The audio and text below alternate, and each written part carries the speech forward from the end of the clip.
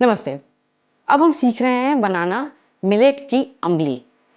अम्बली एक फर्मेंटेड खाना है। इसे ये बहुत ही सिंपल रेसिपी है बनाने में तो, पर इसके फ़ायदे बहुत ज़्यादा हैं। अम्बली हम बनाते हैं किसी भी माइनर मिलेट से बना सकते हैं, माइनर मिलेट के चावल से। आप चाहें तो मेजर मिलेट से भी बना सकते हैं, पर वो साबुत फॉर्म में नहीं बनेगा।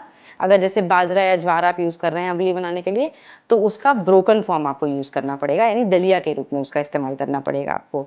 अम्बली हमारे हेल्थ के लिए, हमारी सेहत के लिए बहुत फ़ायदेमंद है। ये डाइजेशन और गट हेल्थ पे काम करता है, क्योंकि ये फर्मेंटेड होता है, तो ये पेट के लिए भी बहुत अच्छा होता है। और बहुत सारी, अगर जैसे आपको कोई सीरियस बीमारी है और उसको आप रिवर्स करना चाह रहे हैं, तो शुरुआती दिनों में अगर आप मिलेट पे स्विच कर रहे हैं, अम्बली खाने से आपकी बीमारी के रिवर्सल में भी बहुत फ़ायदा होता है। डाइजेशन के लिए भी ये बहुत अच्छी होती है। तो इसको बनाना तो बहुत सिंपल है। इसके बेसिक इंग्रेडिएंट्स क्या हैं? ये है हमारा बार्नयार्ड मिलेट। इसे हमने 1 कटोरी बार्नयार्ड मिलेट है और 4 कटोरी पानी में 8 घंटे भिगा के रखा है। और दूसरा हमारा इंग्रेडिएंट है अम्बली बनाने के लिए पानी। अम्बली को बनाने के लिए बेस्ट होगा अगर आप एक अर्दन पॉट का इस्तेमाल कर पाएँ, इस तरीके का।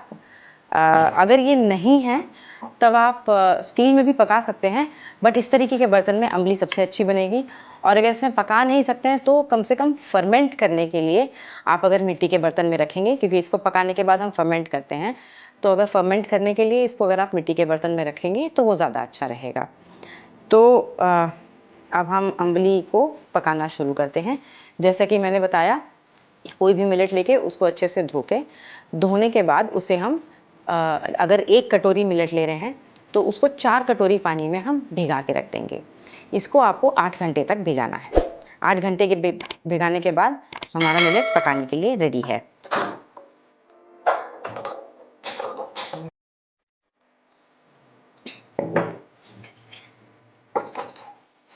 इसमें हम क्या करेंगे, हमारा जो भिगाया हुआ मिलेट है पानी सहित, जिस पानी में हमने इसे भिगाया है वो पानी हम इस्तेमाल करेंगे, उसे फेंकेंगे नहीं। मिलेट्स में काफ़ी सारे न्यूट्रिएंट्स होते हैं, वो वाटर सॉल्युबल होते हैं। तो आप अगर भिगाया हुआ पानी डिस्कार्ड कर देते हैं, फेंक देते हैं, तो आपका काफ़ी सारा न्यूट्रिशन भी वॉश अवे हो जाता है। इसीलिए कभी भी मिलेट का चावल जो है, वो जैसे चावल का मांड निकालने वाला तरीका होता है, चावल भी कभी भी उस तरीके से नहीं पकाना चाहिए। जिस पानी में भीगा हुआ है या जिस पानी में बन रहा है, उस पानी में ही आपको इसको पकाना चाहिए। तो अगर आपको लगता है कि बहुत गर्मी है तो आप थोड़ा सा, और मतलब अगर स्मेल आ जाएगी कुछ घंटों के बाद, तो आप सोकिंग टाइम को थोड़ा रिड्यूस करके 6 घंटा या 5 घंटा भी कर सकते हैं, मौसम के ऊपर डिपेंड करता है। तो अभी हमने सेम पानी को यूज़ किया है पकाने के लिए। पहले हम इसको इस 4 कटोरी पानी में भिगाएंगे। अम्बली के लिए कुल 1 कटोरी के हिसाब से या 1 पोर्शन के हिसाब से उसका 10 गुना पानी इस्तेमाल होता है।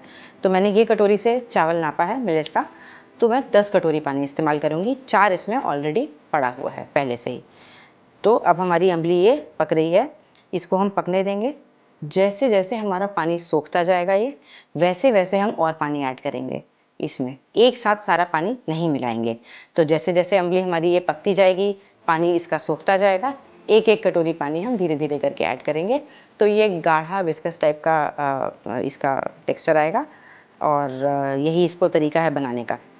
तो इसे अब हम ढक देते हैं। अब हमारा ये एक बार उबाल आ चुका है इसमें। एक बार उबाल आने के बाद इसको हम पूरा धीमे करके और इसे धीरे धीरे पकने देंगे। और जब तक ये पानी सोख नहीं जाता है, तो उसके जब ये पानी सूख जाएगा पूरा, उसके बाद नेक्स्ट हम पानी और ऐड करेंगे। तो इसे ढक के हम धीरे धीरे पकने देंगे। अम्बली जब हमारी पूरी तरीके से पक जाएगी, अभी तो ये आधी पकी है, इसमें हमें 6 कटोरी पानी अभी और डालना है।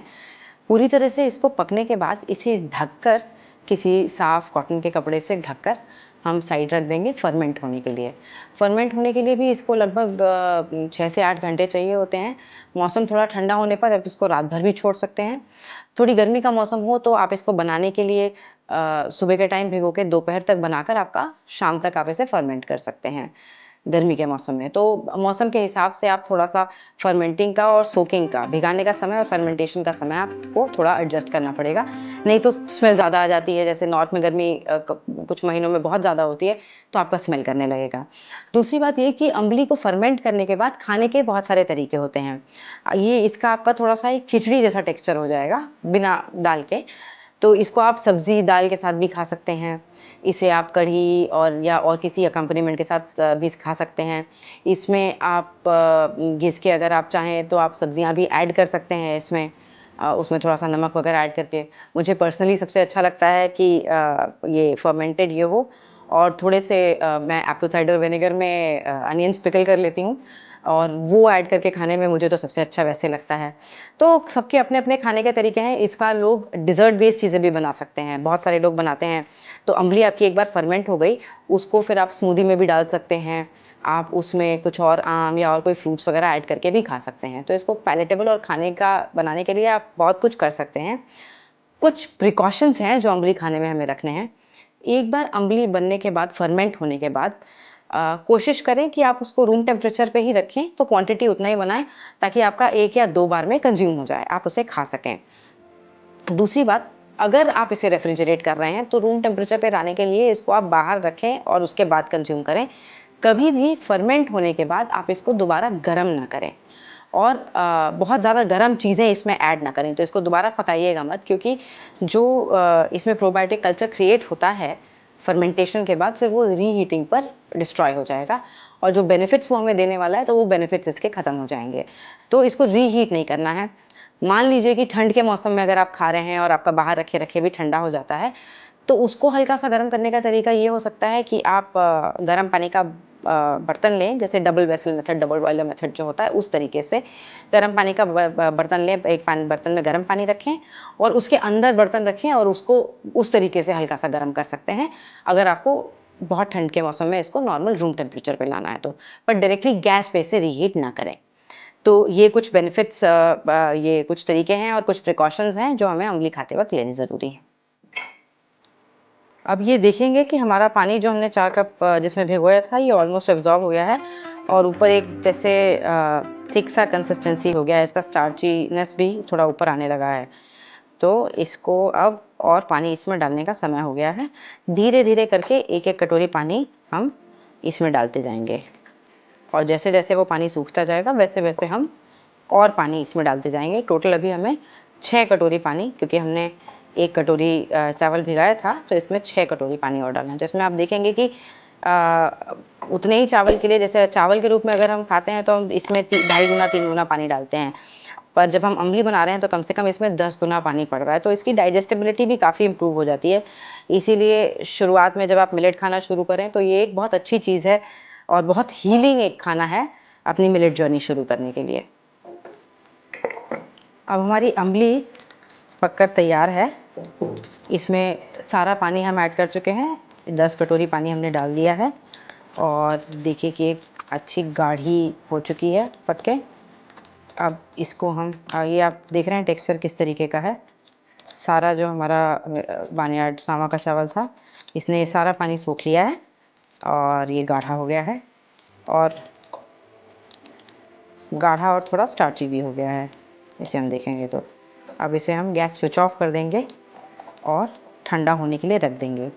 ठंडा होने के बाद आप, अगर आपने मिट्टी के बर्तन में पकाया है तो ठीक है, आप उसी में उसको कवर करके और फर्मेंट करने के लिए 8-10 घंटे के लिए छोड़ देंगे, या थोड़ा कम भी अगर ज़्यादा गर्मी है तो, जैसा पहले भी कहा मैंने। और अगर आपने स्टील के बर्तन में पकाया है तो किसी और मिट्टी के बर्तन में इसको आप ट्रांसफ़र कर दें।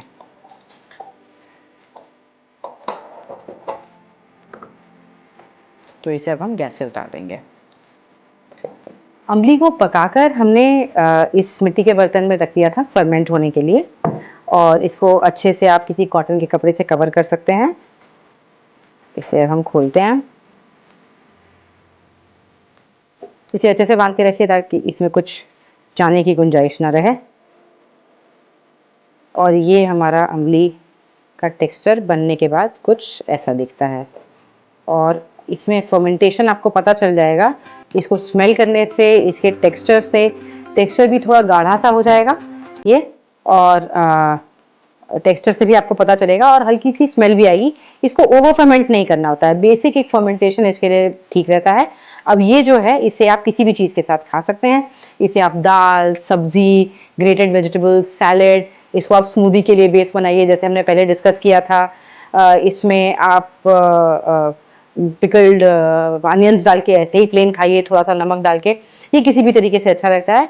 और ये हमारे गट के लिए एक बहुत बड़ा सुपर फूड है। ये एक प्रोबायोटिक है और अम्ली जो है शरीर में बी विटामिन वगैरह बढ़ाने के लिए भी बहुत बढ़िया एक साधन है, क्योंकि ये एक नेचुरली फर्मेंटेड बढ़िया फूड है। तो ये रही हमारी हीलिंग अम्ली की रेसिपी और इससे आप अलग अलग तरीके से इस्तेमाल कर सकते हैं।